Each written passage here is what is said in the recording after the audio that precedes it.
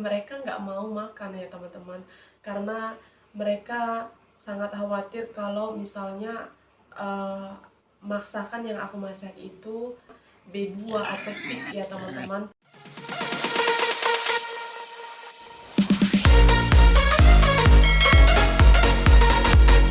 Halo teman-teman, welcome back to my channel.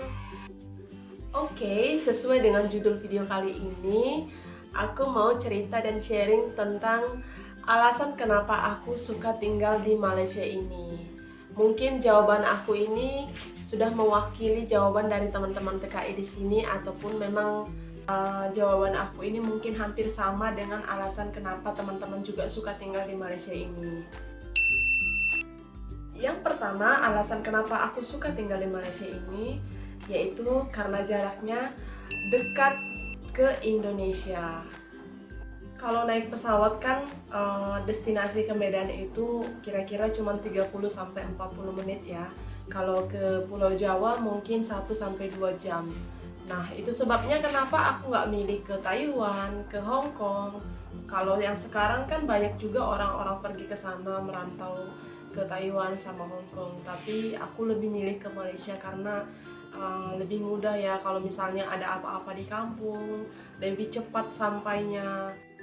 Yang kedua itu karena persamaan bahasa dan kebudayaan. Nah, Indonesia dengan Malaysia itu kan disebut dengan negara serumpun ya teman-teman. Jadi nih teman-teman, dulunya itu tanah semenanjung itu pernah bersatu, dan kerajaan Johor itu dulu pernah berpusat di Bintan. Bukan hanya di Malaysia, di Indonesia juga banyak yang menggunakan bahasa Melayu sebagai bahasa daerah mereka, bahasa sehari-hari mereka, seperti di Kepulauan Riau. Nah, budaya mudik juga ada ya teman-teman di Indonesia ataupun di Malaysia. Kalau misalnya mau menyambut Hari Raya atau Idul Fitri, itu di Indonesia ada budaya untuk balik kampung atau mudik, di Malaysia juga ada ya teman-teman. Jadi kedua-dua negara ini sama. Betul. Yang ketiga, di Malaysia mudah mencari pekerjaan.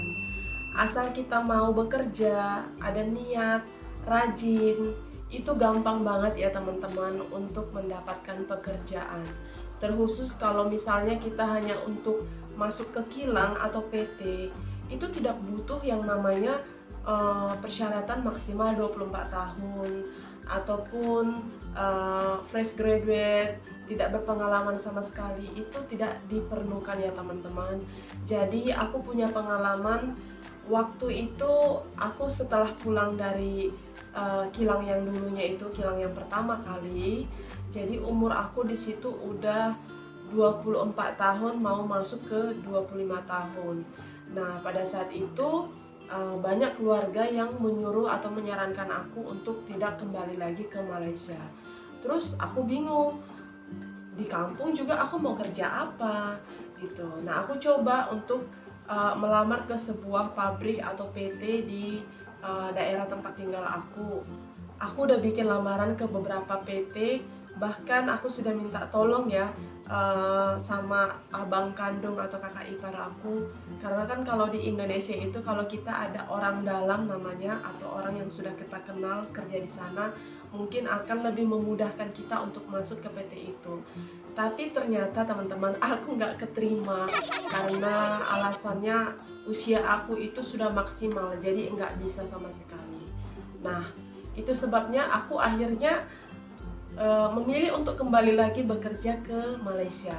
Yang keempat itu, orang-orang Malaysia itu punya toleransi yang tinggi. Jadi kawan-kawan aku yang di kilang dulu itu banyak banget orang-orang Malaysia. Nah, mereka itu kalau misalnya ngelihat aku pas time Christmas, pas time Natal bekerja, mereka pasti tanya, kok kamu bekerja sih, Vi? Kok kamu nggak cuti, nggak libur? Ini kan hari perayaan kamu. Nah, itu mereka pasti akan tanyain, mereka pasti kayak nggak suka ngelihat aku kerja pada saat Christmas ya teman-teman. Ataupun pas aku lagi kerja di hari Ahad, hari Minggu itu teman-teman, mereka pasti akan tanya juga, kok kamu milih OT sih, libur aja kenapa? Ini kan hari Minggu, hari sembahyang kamu pergi dong ke gereja gitu. Pasti mereka akan tanyain itu. Dan yang aku suka lagi nih teman-teman dari orang Malaysia itu, kalau misalnya kawan-kawan aku yang dulu itu bertamu ke hostel aku, walaupun aku itu berbeda agama, agama Kristen, mereka Muslim gitu. Tapi kalau misalnya aku masak dari hasil, kalau istilahnya itu dari air tangan aku ya teman-teman, mereka itu mau makan gitu. Aku punya pengalaman dulu sewaktu SD, kawan-kawan aku datang bertamu ke rumah dan aku masak, tapi ternyata kawan-kawan aku nggak mau makan loh teman-teman. Di situ aku sedih banget. Terus aku tanya kenapa sih kok nggak mau makan gitu, dan akhirnya kawan-kawan aku jawab, mereka bilang kami tuh nggak bisa makan karena kami takut kamu itu masak pakai kuali yang pernah kamu pakai untuk masak B2 ya teman-teman, atau pig gitu. Jadi itu alasan mereka nggak mau makan pada saat itu. Tapi kalau orang-orang sini tuh teman-teman, nah itu yang aku suka. Mereka nggak pernah berpikiran kalau aku akan masak itu gitu, walaupun mereka tahu aku agamanya agama Kristen gitu. Mereka mau makan loh teman-teman, dan situ aku respect banget. Aku suka banget berkawan sama orang-orang sini itu karena mereka itu toleransinya tinggi ya teman-teman. Yang kelima, aku suka banget di Malaysia ini karena kulinernya ya teman-teman. Ada Indian food, ada Chinese food, mau makanan apa aja, berbagai negara semuanya ada di sini ya teman-teman. Tapi kalau ditanya ini aku paling sering makan apa, nah setiap pagi itu aku itu selalunya itu sarapannya itu pakai nasi lemak ya teman-teman. Karena mungkin hampir sama ya kayak di Indonesia. Di Indonesia juga di kampung dulu aku sering banget makan yang namanya nasi gurih. Rasanya itu kayak 11-12 aja dengan nasi lemak ya teman-teman. UMR atau basic. Nah, menurut aku UMR atau basic di sini itu cukup besar ya teman-teman. Sekarang ini 1.200 ringgit ya, kalau dirupiahin sekitar 4 jutaan. Memang ada beberapa kota di Indonesia yang menurut aku UMR-nya itu atau basicnya itu jauh lebih besar dari di sini. Kayak di Jakarta kalau nggak salah udah 4.200.000 ya. Terus di Batam juga gede ya gaji pokoknya. Tapi itu hanya beberapa kota. Kalau misalnya di kota lain itu seperti Bandung baru 2 juta sekian.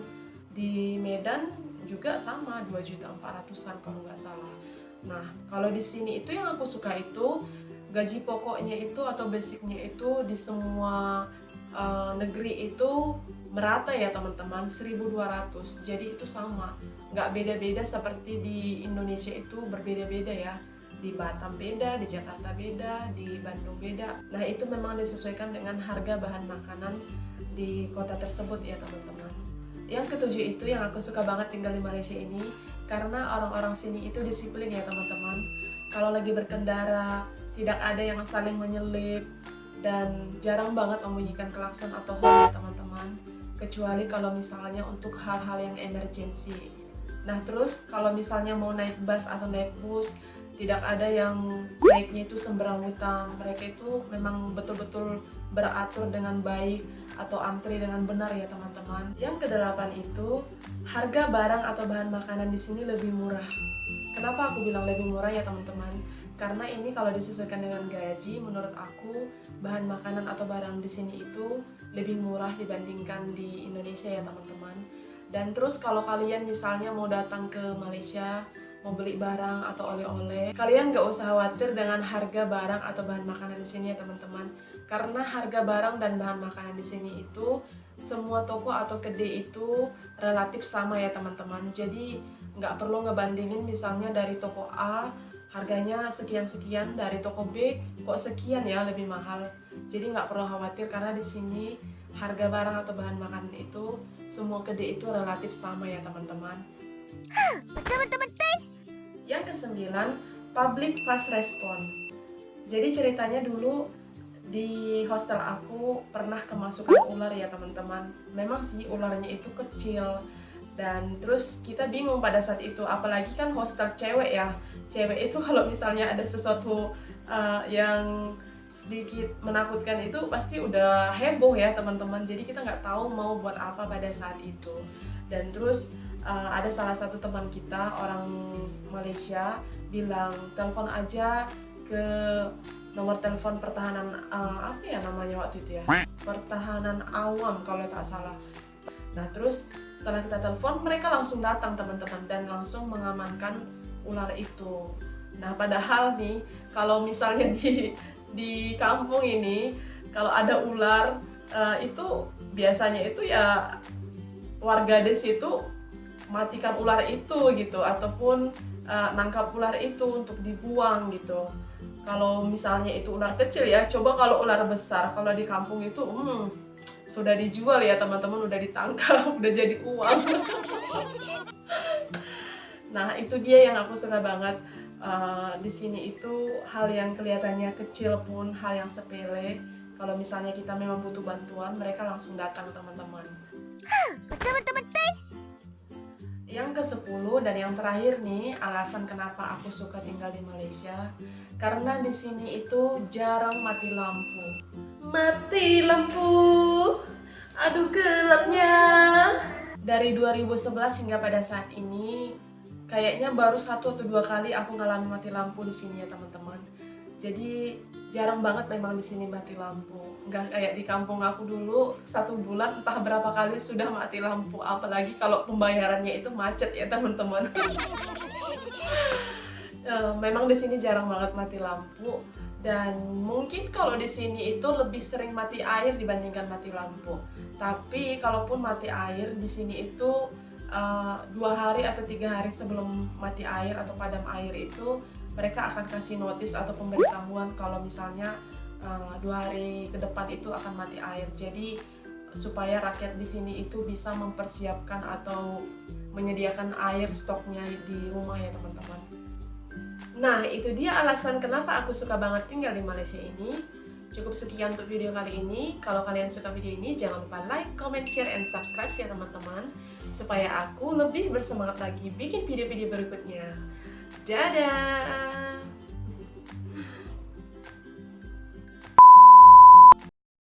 Halo teman-teman, welcome back to my channel.